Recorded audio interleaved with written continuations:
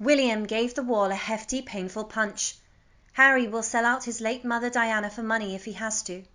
Welcome back to the most up-to-date source for all things royal on YouTube, where we cover all things UK royal news trend. Though William has previously said that his mother's Panorama interview should never be aired again, Harry used it on Netflix.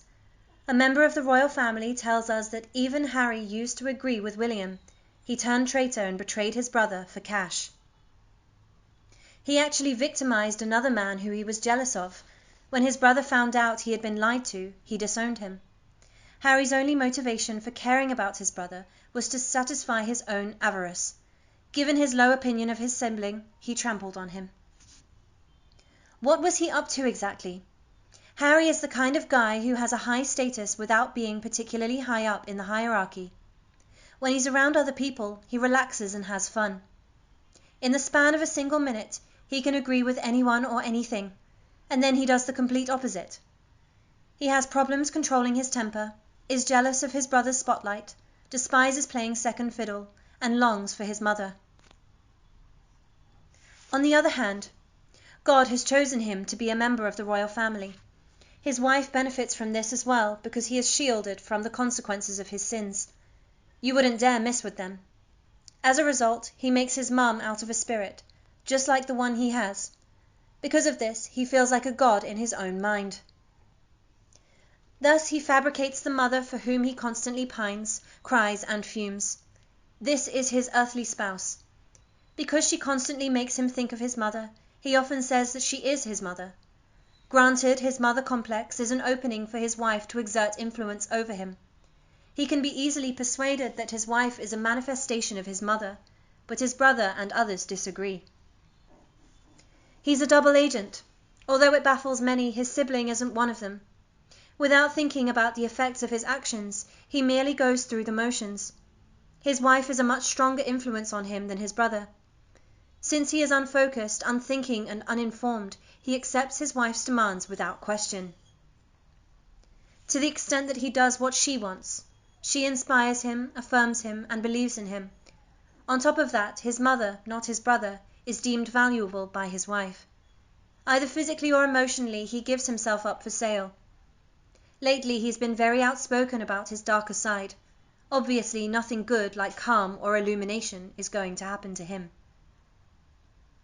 Meanwhile, Prince William didn't want his mother's deceived interview with Martin Bashir on Panorama to be broadcast again.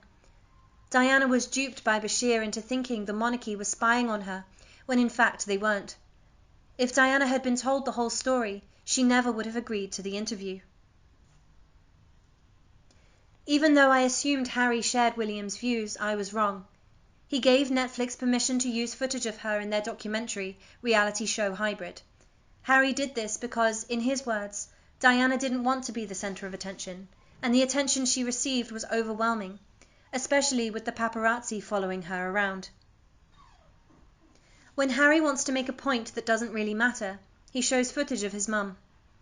Diana was so used to being the center of attention that she often overshadowed King Charles during the walkabouts. Unfortunately for Harry, Diana kept in constant contact with the paparazzi by calling to update them on her whereabouts, and Harry wants to be like his mother so badly that he starts to see her as he wants to be, rather than as she actually was.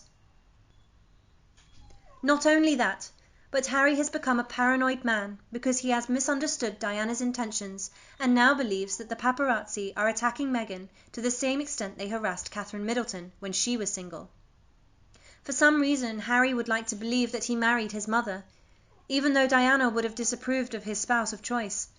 Truly, I do not believe Diana would have approved of Harry marrying Meghan and her manipulative ways. That's something Diana would have recognized right away. Harry couldn't care less what his older brother thinks or wants. Harry, a man I once liked, seemed to have abandoned Prince William's wishes by marrying Catherine. Both William and Harry could consider Diana their mother. William, if anything, had a much deeper relationship with his mum. She needed his love and comfort desperately. Diana dealt with Harry as if he were an annoying toddler.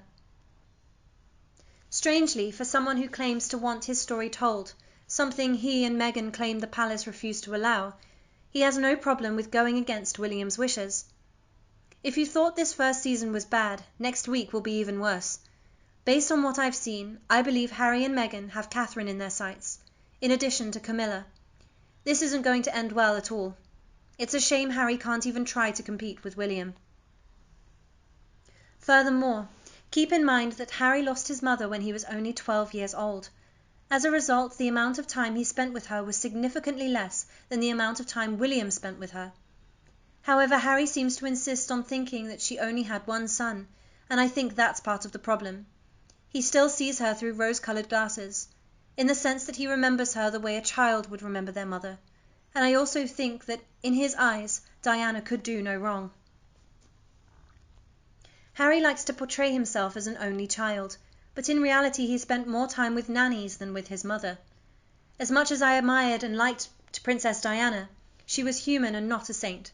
She manipulated the press and attracted her share of suitors. She was not murdered. She voluntarily left the safety of her home and returned with a drunk driver and without a seatbelt. He doesn't seem to recognize that she was a person with frailties, interests, or a desire for the spotlight. Even though he wasn't present at the time of her death, he seems to be obsessively preoccupied with it, to the point where he believes Meghan will meet the same fate. He claims to have developed PTSD as a result of the constant barrage of media coverage surrounding her passing. To be honest, it's a little strange for a man on the brink of 40 to be dealing with all of this. By that age, most people have accepted their parents' deaths and moved on, especially if it happened 25 years ago. In spite of this, Harry is unable to accomplish this. Before he met Meghan, Harry was busy establishing his own foundations and providing for his aging grandmother, father, and younger brother. His wife had been feeding him toxic pseudo-psychological nonsense, and he has regressed to the level of a 12-year-old boy. It's as if being around Meghan gives him courage. Harry's demeanour changed drastically before the walkabout at the Queen's funeral, so I assume they exchanged some pretty harsh words. Every time Harry raises the subject of mental health, you have to wonder if he is really playing with a full hand. He seems to have almost completely lost touch with reality. The story keeps shifting. It seems that William and Catherine, who were once friends, are now considered adversaries. He is estranged from his loved ones, his military unit, and his old classmates. Probably because Meghan doesn't like them. In his mind, Markle is creepily enough Diana herself. It's clear that the Markles had a hard time locating photos of Meghan being chased in the same way that Diana and Kate were. Meghan, in contrast to Diana and Catherine, would never ascend to the throne. They tied the knot, and she was a middling actress with a second banana husband. Essentially, she was just another Fergie. The chaos Harry has created in his life is both bizarre and tragic. Ultimately, Harry will come to regret his decision to resort to scorched earth. The two are inseparable. Neither is superior to the other. As low as possible they will go.